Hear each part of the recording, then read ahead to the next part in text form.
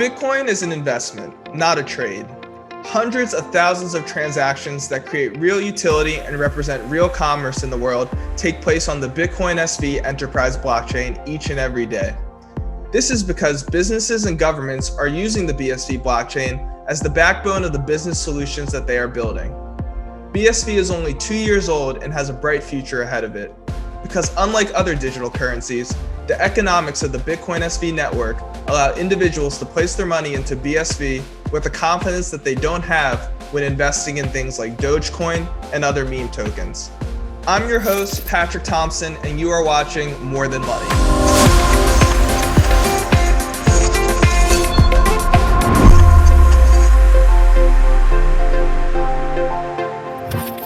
To find out why Bitcoin can be a good investment, today we'll be talking with Paul Rajchgod, the managing director at Ayre Ventures.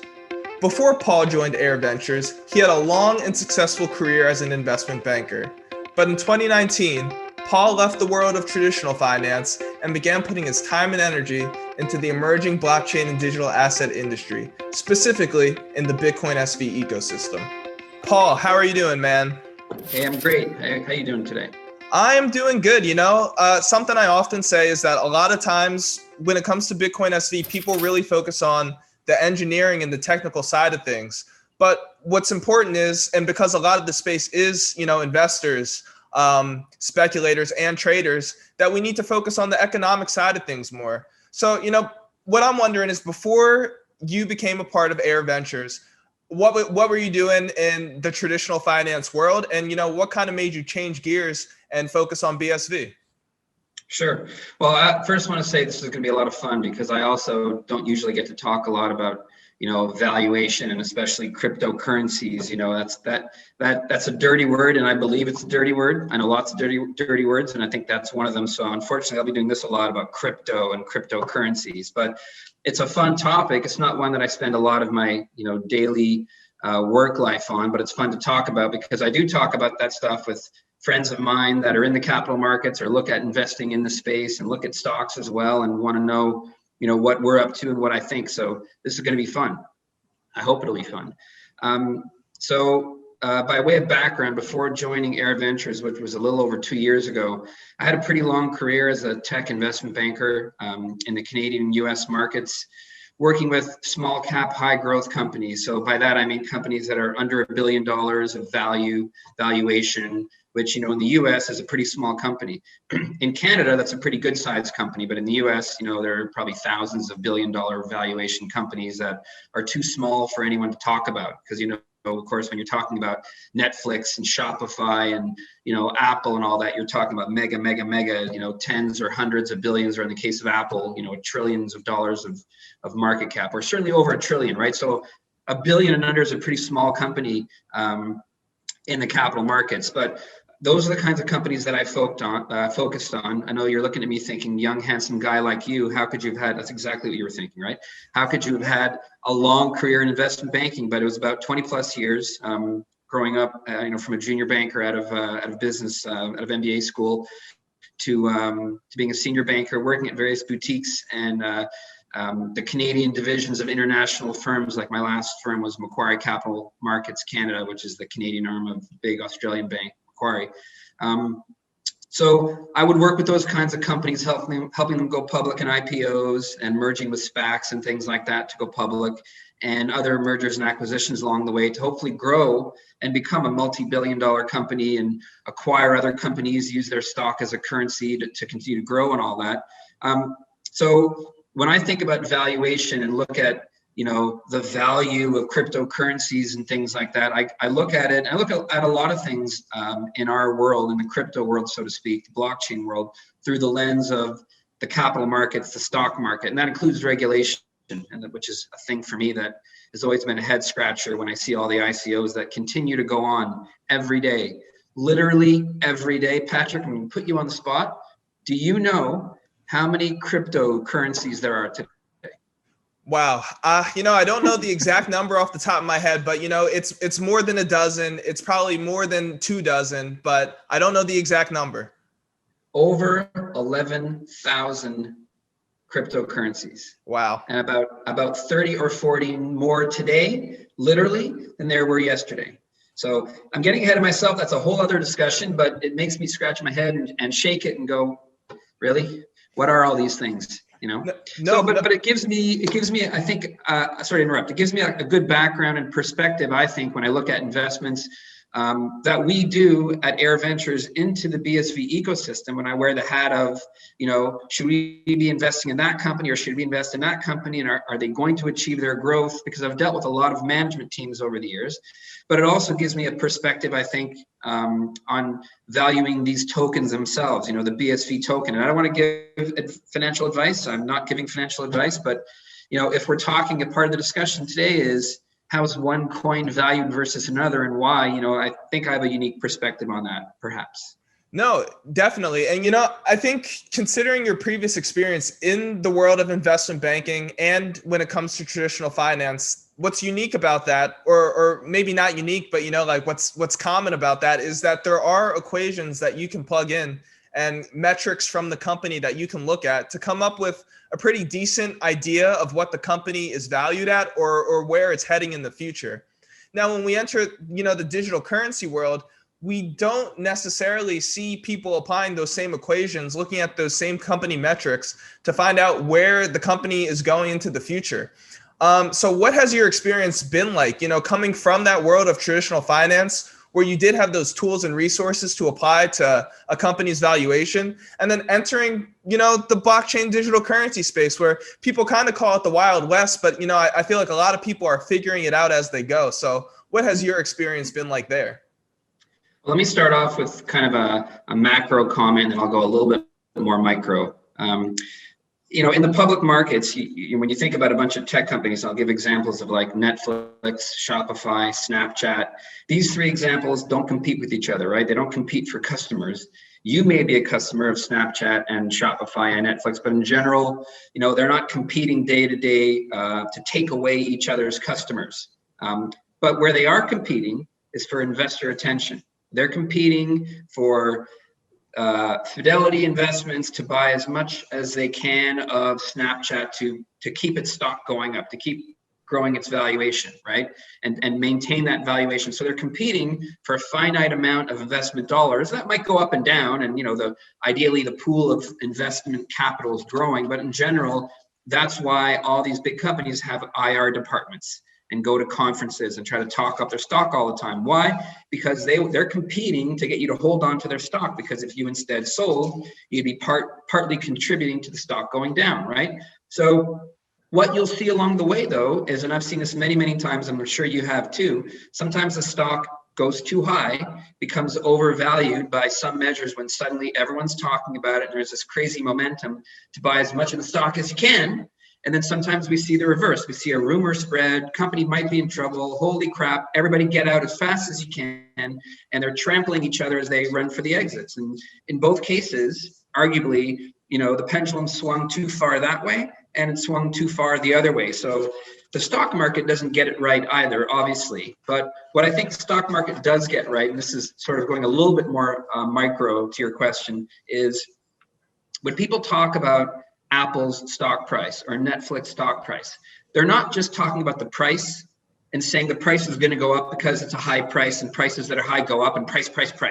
It's not what they do, right? They're talking about, you know, how many iWatches, if they're still called that, you know, were sold this quarter. I'm hearing there might be some, you know, some unfavorable winds from one of Apple's, you know, fabulous semiconductor suppliers, and they could be in trouble. Then the stock goes down a few percentage points, right? So the talking heads on CNBC and elsewhere and Bloomberg that are always talking about stock prices, they're feeding into, you know, their views of the price, you know, real data that's changing all the time, but it's informing where they think the revenue and the EBITDA and the cash flow and the net earnings of Shopify and Netflix and Salesforce.com is going to go.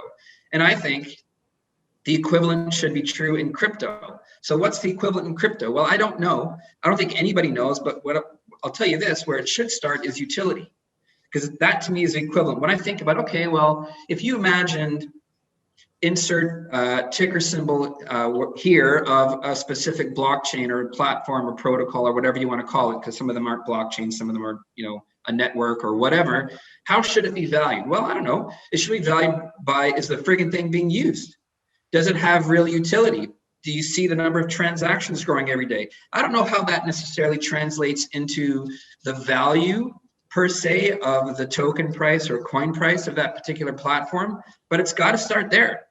Because if it doesn't have utility, then what the hell is it? And that's, to me, is where I always come back and kind of have a laugh and scratch my head when I look at some of the things that go on in this industry with, the latest food named DeFi coin, whether it's a burger or a pizza or a hot dog or a sushi or a pancake or whatever. Mostly they don't do anything yet. And look, I don't have the most sophisticated analysis on that statement, but I firmly believe those 11,014 cryptocurrencies that exist today, according to CoinMarketCap.com, they're mostly scams. The Doges, and now there's a whole Doge family, as you may or may not know. There's a mama Doge and a baby Doge, and it's just ridiculous. Like, to me, these are scams after scams after scams. And if you want to buy into the latest Doge thing, that's okay. Have fun with it. A buddy of mine who I won't mention here, who's done a lot of homework on BSV, who has a pretty good finance background. He's like, I'm also going to buy Doge because I think Doge is cool and I like Elon Musk. I'm like, okay, great. Just know that you're gambling. I like gambling. I like blackjack. I'm not very good at it, but I don't pretend I'm investing when I'm in Vegas for a conference or wherever, like some of the people who just went to the Ritosa conference in Monaco. They may have spent some time at a casino. I don't think they were thinking, geez, I'm really investing now. No, you're not. You're gambling. That's okay. Gamble. But when you look at BSV, which is where we're going to go in this conversation, obviously, what blockchain, platform, network, whatever you want to call it, has more utility than BSV? Which chain is about to surpass Ethereum in daily transactions? And that's just with crypto fights and a handful of other applications on BSV. It's like almost nothing. And that value, I think, is very clearly being depressed by, certain nefarious characters doing their best to do that. But back to the question, it's got to start with utility, because that's what these blockchains and platforms are all about. Right. And, I think we're going to talk about utility a little more in a second, but you bring up a good point there, where a lot of these coins and tokens that we do see in the market, although maybe some people are having fun with them, and network effects exist everywhere, but the blockchain digital currency space is a space where really, if something gets the momentum behind it, if Elon Musk starts talking about it and people no longer do their own research, but they're like, Elon said this, I'm going to put my money here. It does resemble a Ponzi scheme in the sense that, people who get in early have their bags pumped by the people who come in after them. And that's really the only thing driving the price up. It's not like people are waking up and putting transactions on chain that add real value and utility into the world. And like you said, there's over 11,000 coins and tokens that exist according to CoinMarketCap. But in a lot of them, there is no real substance that keeps these things going. And they're all also competing for investor attention. There's people have a finite amount of money and maybe they're stuck between making the decision to invest in this coin or that coin. But traditionally, or in the traditional financial world, when investors are looking to place their money somewhere, maybe what are some metrics or what are some positive attributes that a company, or in this case, a blockchain network, does have that would make them more interested, make them feel more confident and comfortable, maybe putting their money in one area opposed to another area? Yeah, that's a tough question. And I agree with everything you said before in terms of the Ponzi scheme nature of things, which, I don't think there's any denying the momentum. The fact that there are 20 or 30 more coins listed according to CoinMarketCap today than yesterday shows you that, the ICO, now they're IDOs, IEOs, like they're working their way through the alphabet and in people's wallets. I hadn't heard of the IDOs before. Until recently, which I think is hilarious. IEOs, ICOs, anyway. They're not done trying this scheme at just trying to have fun with it and pump their bags and what have you. I got to tell you, I've seen this time and time again before in the stock market. I'm sure you have too. The term pump and dump is not new. It's not a new crypto sector term. It's a way of life for certain segments of the stock market and probably any, scammy type of thing out there. So you see it over and over again, but I always come back to the fundamentals will win. I firmly believe that. This attempt that certain crypto exchanges and their VC backers and other characters, this attempt they're doing to suppress BSV, which I haven't seen the evidence of, but I firmly believe it based on what I have seen and based on the way BSV's coin price is treated and all that stuff. It can only last for so long, and I firmly believe that. They don't control. This is where, again, it feels a bit like the stock market to me. The 18.7 or whatever it is million BSVs that are out there, they don't control them. They don't own them. They may try to control some of them, but that's only going to get them so far. And eventually what's going to win the day, because it always does, is an opportunity for investors to make money. And, some people who closely follow BSV may have already seen that Crypto Fights was on the cusp of 1 million transactions just themselves a couple days ago. And I'm sure they will soon surpass that. And by the way, Ethereum is at like 1.2 million transactions a day. So you could have Crypto Fights alone within days or weeks. No pressure to the fixed gaming team, guys. I'm sure it'll all be fine. No hiccups whatsoever, right? But, if people were paying proper attention to those kind of statistics, which they do, they pay attention to the equivalent in the stock market. They are not yet paying attention to the equivalent in the crypto world. And I think that's because of the Jack Dorseys and the Elon Musks and so on and so forth. And, there's different views about, of course, there's different views about what these people are up to and what they're doing and how damaging it is.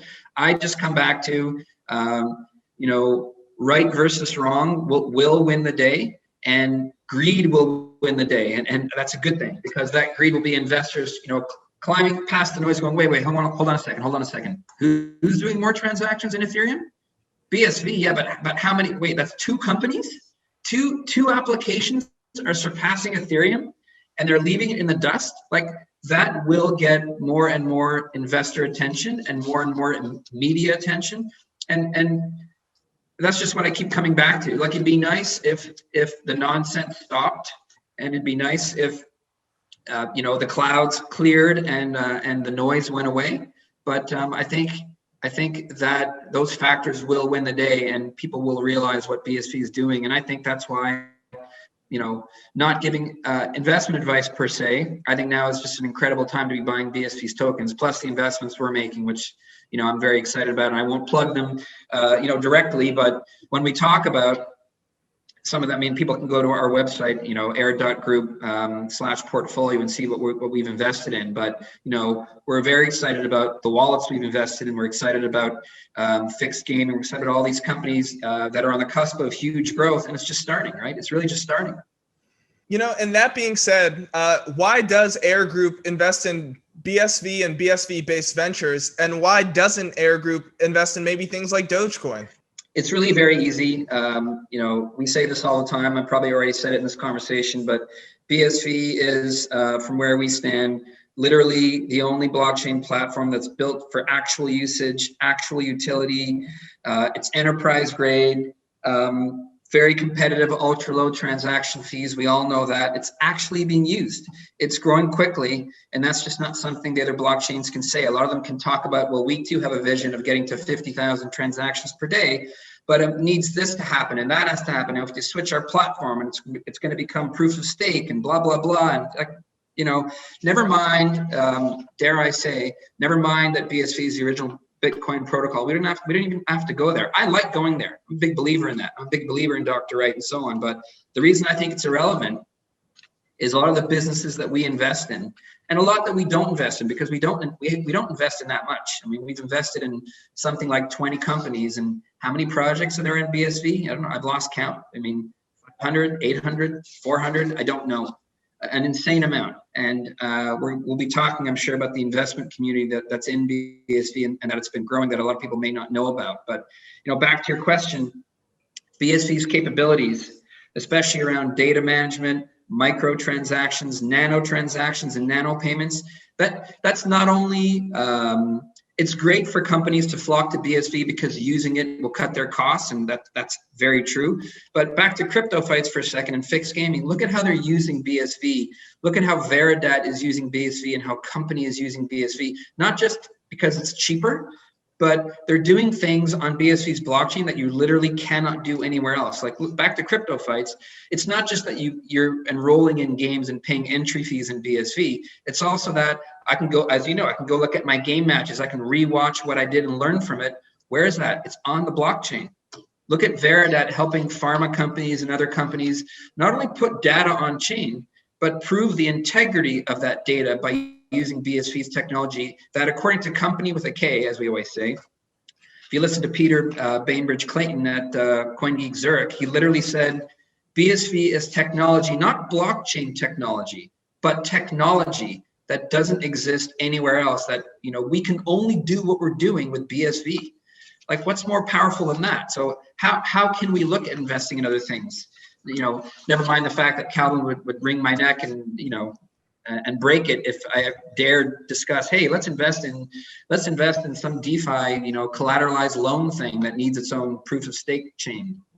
And, you know, I like bringing it back to BSV is, you know, Bitcoin as it's been spelled out in the white paper, because as we kind of mentioned throughout, at the moment, there's a lot of traders, investors, and speculators. That being said, they might not be tech savvy engineers or people who know how to tap into, you know, just the power of a blockchain that can scale, where they can build business solutions. So I think that's something very unique. And as time goes on, you know, especially as more financial regulators around the world are turning their eye to blockchain technology and getting a lot of these scammy, fraudulent, pump and dump Ponzi scheme projects out of the space, they're gonna have to look at the networks where real commerce, utility, and business is taking place. And, you know, that being said, I think BSV is the best at doing that when it comes to maybe the handful that can compete in that arena. So, but, you know, outside of that, I'm wondering, because I think a lot of people have this in mind as well, you know, where they might think to themselves, why aren't more people looking at BSV at the moment? So I'm wondering, in your experience, if you've had talks with maybe businesses who are going to build on BSV but decided not to, or maybe a venture capitalist or investor trying to raise a fund that they could deploy in maybe some BSV-based businesses, if you've come across anybody who's had a holdup or was sort of hesitant to make an investment in the BSV ecosystem, you know, what reasons have they given you, or why do you think people have been hesitant to do that at the moment?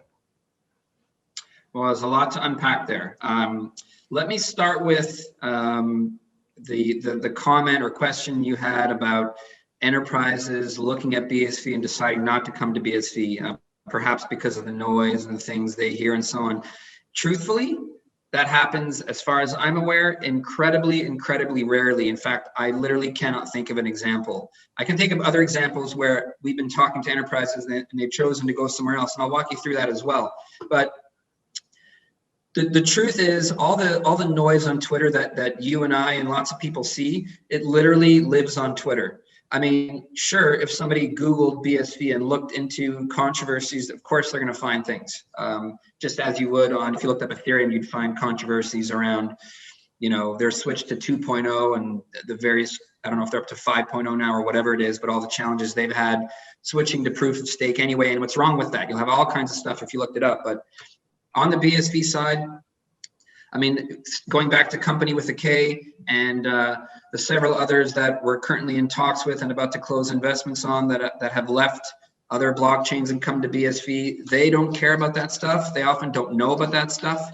Some of them would be shocked to even hear about it because they don't care. You know, it's almost like they've put out an RFP, you know, request for proposal, or an RFQ, request for quote, to some of them maybe have done this, such as, you know, Enchain, I think, gets involved in those kinds of things when they're competing against other large consultants to bring a big enterprise over to BSV. But when companies I'm aware of are looking around for the right solution for them, they're looking at technology. They're looking at what's the best solution for what I need. And further to that, when their customers don't even have to touch the cryptocurrency because that's not the game they're in.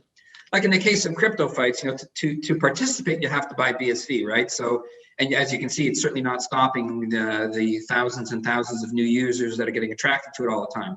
But in the case of company with a K, in the case of Unisat, I think, and all kinds of the enterprises that are using BSV to solve a problem, their customers aren't buying BSV. They're not touching crypto, you know, so they don't care or even know about the controversies. They bluntly, they don't give a shit. They don't even know about it.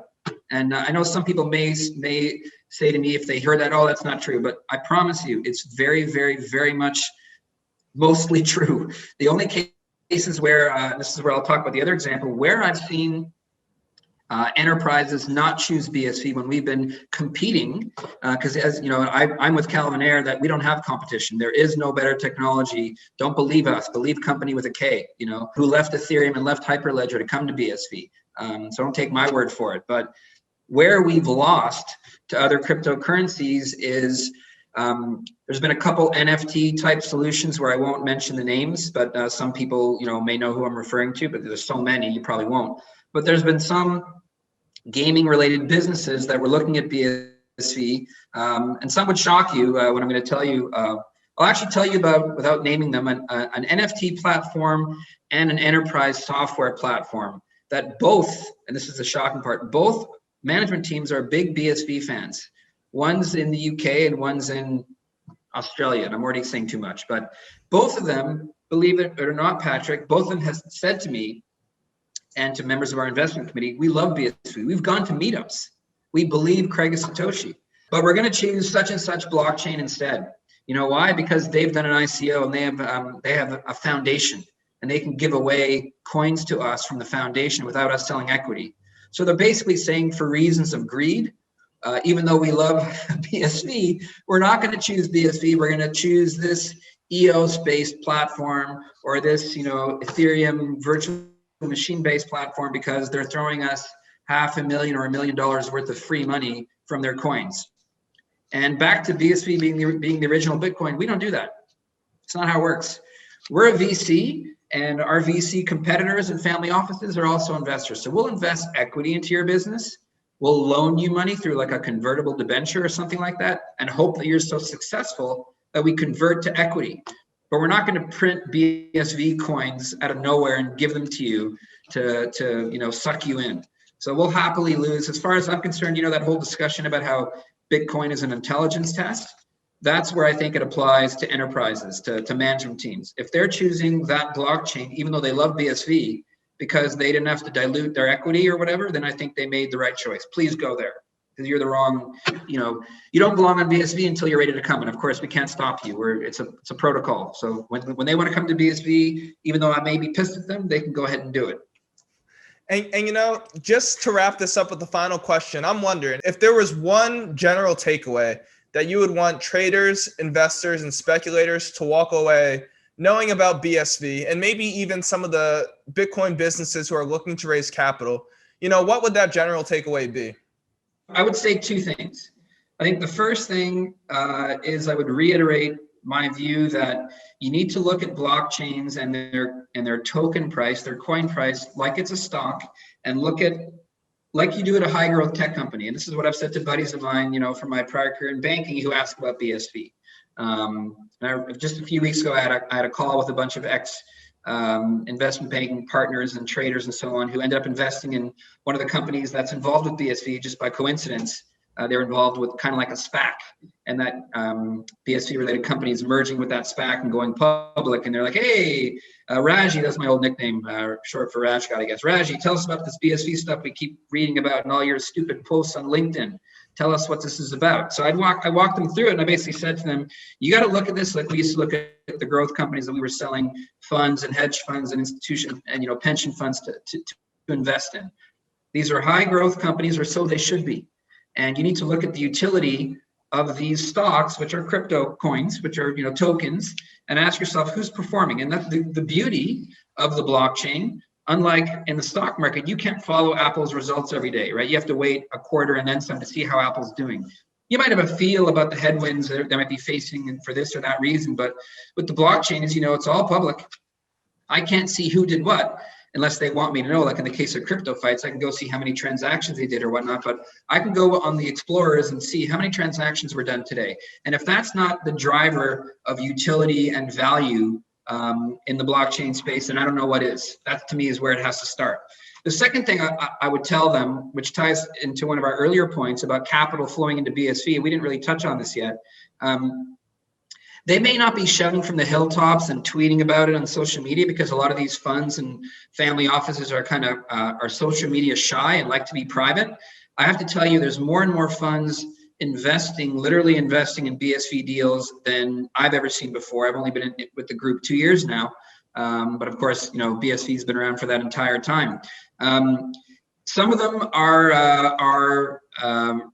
I'll put it this way, we have real co-opetition now. What I mean by that is these are competitors of mine, but we're cooperating, kind of like a syndicate in an IPO or a syndicate, providing a loan, $1 billion loan or something. It's usually not one bank. It's usually a whole bunch of them. And same with all these VC deals, right? It's usually not one VC. It's usually one's a lead and there's 4, 5, 6 participating.